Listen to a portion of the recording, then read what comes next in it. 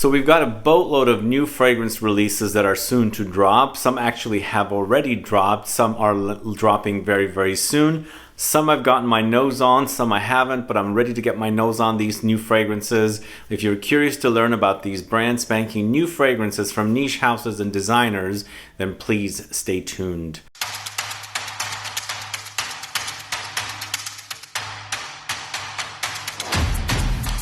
Thanks so much for tuning in. This is Sebastian. Yes, today we're talking about new fragrances. There's a ton that's coming out, loads of new fragrances. Are you guys getting bored of all the different releases? I know some of you were complaining that there's just way too many fragrances launching. And I think this is the way it's going to be. Loads of new fragrance houses appearing and new fragrances coming out. So I'm excited always to get my nose on new fragrances. I know you guys are as well, most of you, but some most likely are a bit ticked off with too much dropping. Let me know if you're the excited camp. Let me know if you're in the ticked off camp. I'd like to find out. Let's go ahead and get started with 4 new fragrances from the house of KAYALI. I did a video on this collection a week and a half or so ago, and it's the OUDGASM collection, which also have appeared in my Scent Club kit, latest kit number 7. If you haven't gotten your nose on these fragrances, they are going to be online exclusives, so they're going to be very difficult to smell before you buy. But there's a vanilla oud, there's a cafe oud, there's a rose oud, and then there's a tobacco oud as well. And of course the vanilla oud is very vanillic, but that kind of oudy woodiness, a bit of funkiness from the oud. The cafe oud to me has the least amount of oud. It's kind of like a very rosy coffee patchouli gourmand. The rose oud is your traditional rose oud combo with some sweetness and the vanillic touches. And then the tobacco oud is also a bit rough and a malic a bit, and also on the masculine side. So there's 4 different fragrances in the OUDGASM collection, and they only come in 50 ml bottles. They're created by Firmenich perfumers as well, and you can find out more information about these fragrances in my video of the OUDGASM collection. And those of you that were anticipating the Scent Club kit, hopefully there's still some stock there. But I am anticipating that kit to sell out really quickly because, as I mentioned in the video, these fragrances are not going to be available at public retailers. So Sephora online will sell them from what I heard, and also Huda Beauty will be selling them online as well. So there's a new Guerlain Millesime release, a limited edition release from Guerlain for Shalimar Millesime Iris. So it's not as exciting as Millesime Tonka, but still a very, very great fragrance. This is a bit more modernized, not necessarily very vintage like Shalimar. And if you like this kind of ethereal iris powdery fragrance, definitely try and figure out a way to get Guerlain's Shalimar Millesime Iris. I enjoyed it. I definitely enjoy it, but I think I enjoy the Tonka a little more. I have to compare them side by side, but I've got my nose on it, and it's created by Dephine Jelk. I'm hoping the next one will be something quite unique because they've already done a vanilla. They did the Tonka last year, and they've done the Iris this year. I never got my nose on the vanilla, but both the Tonka and the Iris are great. I think I prefer the Tonka more than the Iris, but they're definitely really great takes on the original Shalimar. If you're into the classic Shalimar, maybe you might not like the Iris, but it's a very modernized take on Shalimar. So we've got 2 new Gucci Guilty flankers. So it's Gucci Guilty Elixir de Parfum pour Homme and Gucci Guilty Elixir de Parfum pour Femme. So these fragrances I've done a review on. Hopefully the review would have aired by the time this video airs. If you haven't caught it and it's live, please go catch a full detailed review on these fragrances. They come in 60 ml bottles, and the male version, well, actually both of the fragrances were created by Natalie Gracia-Cetto or Cetto along with Quentin Bisch. So both of them are pretty good creations for designer fragrances, but they also kind of don't smell like the original, whereas I feel like the feminine version does smell a bit more like the original, but the male version, the Pour Homme, smelled a little different to me. But we've got notes of Orris butter, Ambrofix, Benzoin, Patchouli, vanilla extract, and nutmeg for the Pour Homme. And then you've got Wisteria Accord, Mandora, Vanilla Absolute, Tonka Beans, Rose, and Violet Accord for the feminine releases. If you've gotten your nose on any of these fragrances, or your nose is on any of these fragrances, do let me know.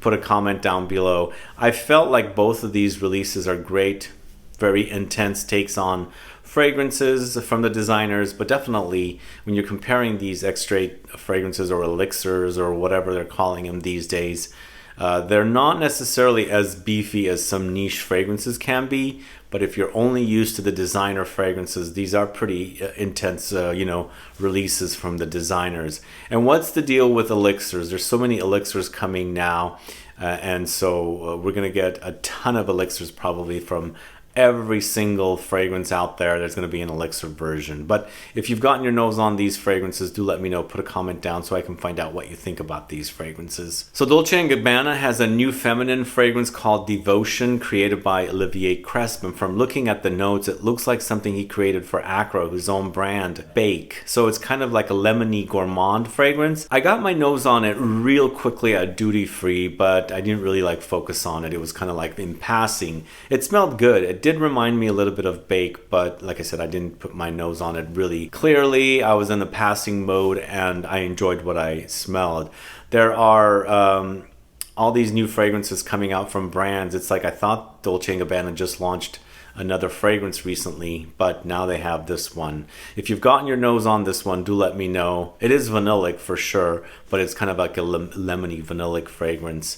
Next, we've got Matier Premier. It's called Vanilla Powder. It's interesting, when Crystal Saffron had come out last year, I didn't much care for it, but I recently resampled Crystal Saffron and I kind of really started enjoying this fragrance. It's kind of funny, like a year later, I enjoying this fragrance, whereas on initial spray a year before, I didn't like it. So I'm kind of looking forward to Vanilla Powder, and it does have notes of vanilla, coconut powder, white musk, and Palo Santo. So this seems a bit on the simplistic side compared to other fragrances from Matier Premier, but I'm a vanilla fan, so I'm ready to get my nose on this fragrance. So we shall see how great it is. If anyone's gotten their nose on it, do let me know. I think probably launching very, very soon, most likely during the duty-free show that I'll be attending here. So the next fragrance I'm going to talk to you about is Fragrance Du Bois Wild Orange. So Fragrance Du Bois, I guess they do pretty good freshies. This seems like a very fresh fragrance with a very citrusy edge. I like the name Wild Orange, but I kind of looked at this brand to do more like oudi, Middle Eastern-esque style fragrances. So maybe they're trying to do some other stuff with the brand, with other directions with the fragrances. But I would consider this, from looking at the notes, a citrus bomb, because it has orange, orange blossom, mandarin orange, lemons, bergamot, lily of the valley, cypress, cedar, patchouli, sandalwood, and vetiver. So most likely starts very fresh and citrusy, getting deeper, woodier, and more intense as it's drying down. I do enjoy citruses quite a bit, so I'm curious to get my nose on this one, and we shall see how it is. But moving on to Room 1015, there's a new fragrance from them. Well, actually, it's an flanker to their Cherry Punk. It's an extrait de parfum version, more intense cherry and a bit more intense leather. I did get my nose on it at Javoy. I enjoyed what I smelled. So if you're a fan of the original Cherry Punk, you might really enjoy this one, because it is definitely a more intensified version of the original. So we've got cherries, black leather, saffron, Sichuan pepper, jasmine absolute, violets, mimosa, patchouli, and tonka. I personally think Cherry Punk is definitely one of the best cherry fragrances out there. I like the whole fact that it's very juicy, with the cherry, the fruitiness, and it eventually dries down to kind of like a leather, slightly rubbery edge to it. So I do enjoy it, and most likely I'll report back further on Cherry Punk Extrait later when I get back to the States. Paris Monte Carlo has a new fragrance called Shining Moon. It's created by Gianluca Perris, who's the owner of the brand, who's a fan of Paris Monte Carlo's fragrances. They're connected to Houbigant, and also Alyssa Ashley is also part of their group, and I believe now they're also connected to Santa Maria Novella, the house of fragrances. So they have a lot of different catalogs and brands together, and I enjoy Paris Monte Carlo. Sadly though, our Neiman Marcus no longer sells the brand in store. They kept Houbigant, but they got rid of Paris Monte Carlo, which I don't understand what's going on. But this fragrance features notes of Virginia cedar, sandalwood, ISOE super, musk, cashmeran, rose, magnolia, jasmine, and pink pepper. Seems like it's going to be a super woody fragrance. What do you guys think? All the notes seem very woody and also musky as well. But moving on to the house of Quentin. So Quentin had two fragrances that they've discontinued now. Quentin Men and Quentin Black. So Quentin Red, a brand new fragrance from this house after they launched 4 new fragrances in these new bottles.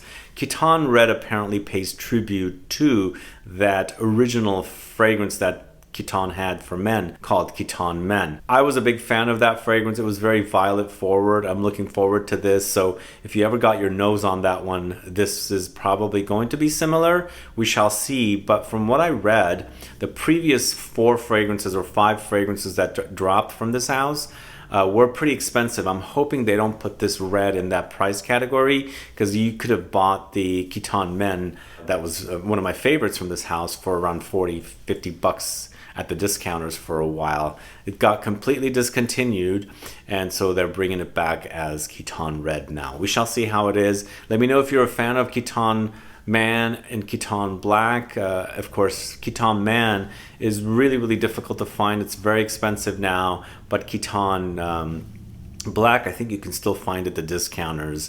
If you're a fan of it and you don't have any left, to get yourself a bottle before it completely runs out. So it seems Tumi is cranking out the designer fragrances for men. We've got a new one. It's 19 Degree. They just launched a flanker to one of their more popular fragrances some time ago, like 2-3 months ago. I wasn't a big fan of it because it was a flanker of one of the, I think it was Awaken. I think it was Awaken distilled.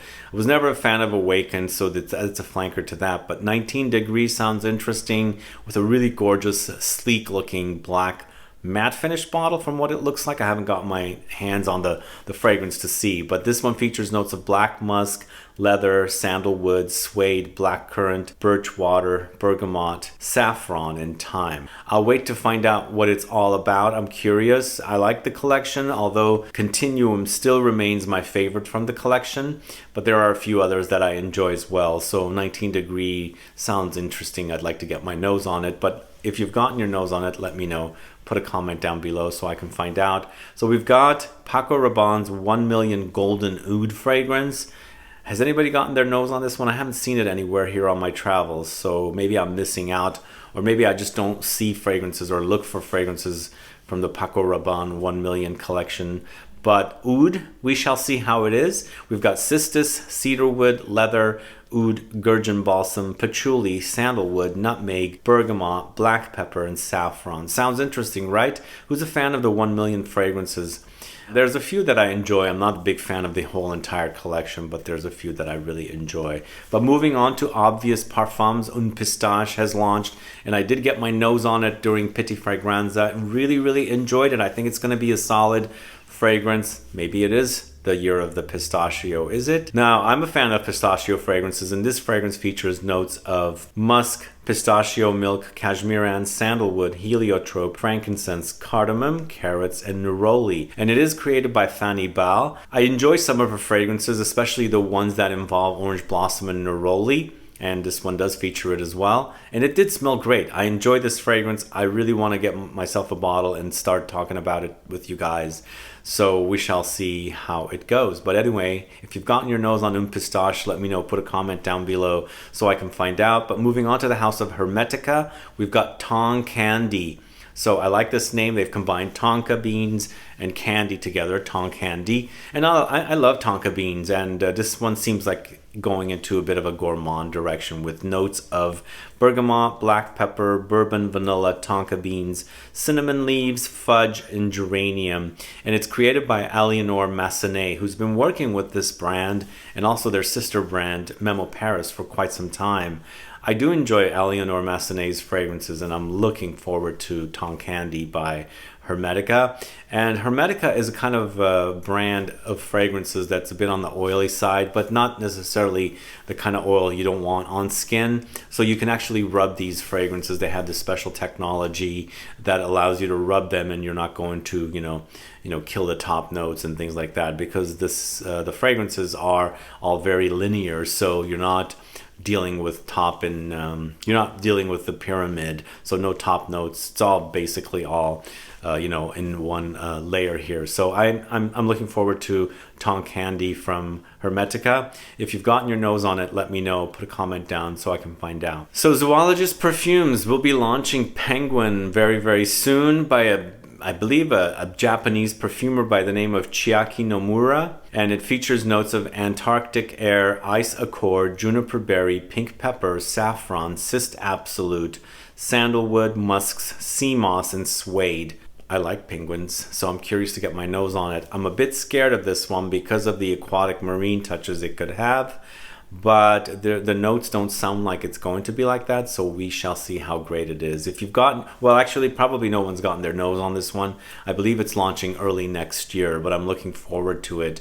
But I have gotten my nose on the next one. It's Ormond Jane's Arabesque, launching very, very soon. Have you gotten your nose on Arabesque? Features notes of patchouli, musk, moss, oud, jasmine, rose, black pepper, bergamot, saffron, and blackcurrant. I did get my nose on this one from a tiny little sample, and it smelled really, really great. So I'm looking forward to fully embrace this Arabesque from Ormond Jane and see how this one wears on me. But if you're a fan of Ormond Jane fragrances, do let me know. Put a comment down below so I can find out. Moving on to Aesop or Aesop. It's Uranon, a new fragrance from this house, apparently completing the series of other Topias fragrances from Aesop. So I was going to do a video on Aesop's collection of fragrances. I'll wait to do the video after I get a bottle of Uranon.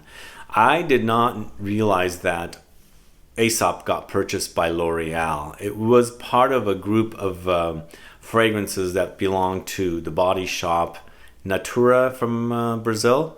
Now L'Oreal owns the brand. So what are they going to do with this brand? L'Oreal is acquiring brands over here and there, but hopefully they don't destroy the brand, because I do enjoy the products from this house. I do use some of their skincare, deodorant type stuff, and also the fragrances I enjoy. So this apparently Uranon is the last in the other Topias collection of fragrances, created by Barnaby Fillion once again, and it's myrrh, hay, lavender, chamomile, frankincense, tonka, patchouli, petitgrain, and elemi. Definitely the DNA is there. I smelled it in passing, I believe at Harrods. And I could tell that it was created by Barnaby. I could tell it was connected to the other, Aesop fragrances. But I'd like to wear it a little more and see what it's all about. But Frappin has a new fragrance called Bon Chauffé. Chauffé. I did get my nose on this one, but once again, it was really quick passing at Javoy, and I liked what I smelled. Typical style of Frappin fragrances, created by Mabe McCurtain, I think that's how you say the perfumer, and it features notes of plums, pepper, davana, bran, oak, patchouli, cedar, benzoin, and vetiver. So we'll see how it is. Bon Chauffé from the House of Frappin. I do enjoy Frappin, but they don't have the hype that other fragrance houses have. And knowing that they're a cognac brand with fragrances, I'm hoping they do more boozy fragrances. I can't remember if this was boozy because it was a real quick sniff, and I liked what I smelled, but I don't remember if it was boozy. But I do enjoy boozy fragrances, and hopefully this brand launches a few more boozy fragrances. And the last fragrance I'm going to talk to you about is from the house of Juliet Has a Gun, and it's a fragrance called Ode to Dullness. Now, what the heck kind of name is this? They're going to be a catchy name, obviously. So I enjoy Juliet Has a Gun's fragrances, some more than others. This one features notes of sandalwood, cashmere wood, tonka beans, and star anise. Is star anise, and licorice kind of back in vogue? I'm seeing it pop up more and more, and I do enjoy this note. Stay tuned for a video on this group of notes: star anise, licorice, anise, wormwood, absinthe. All of these notes are in one video. But I'm looking forward to an ode to dullness from the House of Juliet Has a Gun, even though I don't care for the name. Anyway, those are the last of the fragrances.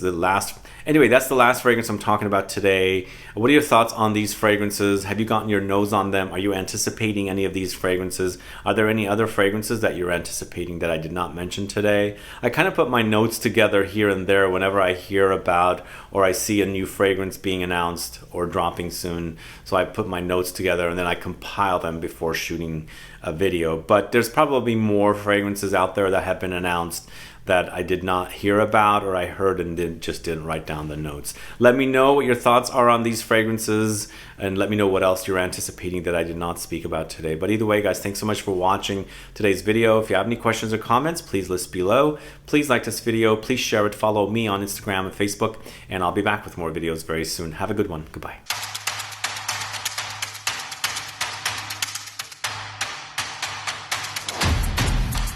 Last but not least, I do have 3 new group of fragrances from the house of Mercedes-Benz launching 3 fragrances created by Fabrice Pellegrin of Firmenich. So if you recall, I did a video on 3 fragrances by Mercedes that just launched a few months ago. Maybe I should say a month ago because they launched on September 1st, or just at the end of August, created by Anne Flippo, and now we've got fragrances created by Fabrice Pellegrin of Firmenich. So we've got Black Thrill, Red Thrill, and Silver Thrill. Always curious to get my nose on them. I enjoy the bottles a little bit. I think I like these bottles a little more than the last Land, Sea, and Air fragrances created by Anne Flippo. So we shall see how these are. It's an automotive brand, so I would categorize these fragrances as a designer. But the last fragrances seemed pretty interesting. Definitely very wearable fragrances, 2 of them as designer brand fragrances. But we'll see how Black Thrill, Red Thrill, and Silver Thrill are as well. If you've gotten your nose on them, I'm not sure if they're out yet, but if you have gotten your nose on them, do let me know. Put a comment down below so I can find out. But either way, guys, thanks so much for watching today. Stay tuned for another video tomorrow. Have a good one. Bye-bye.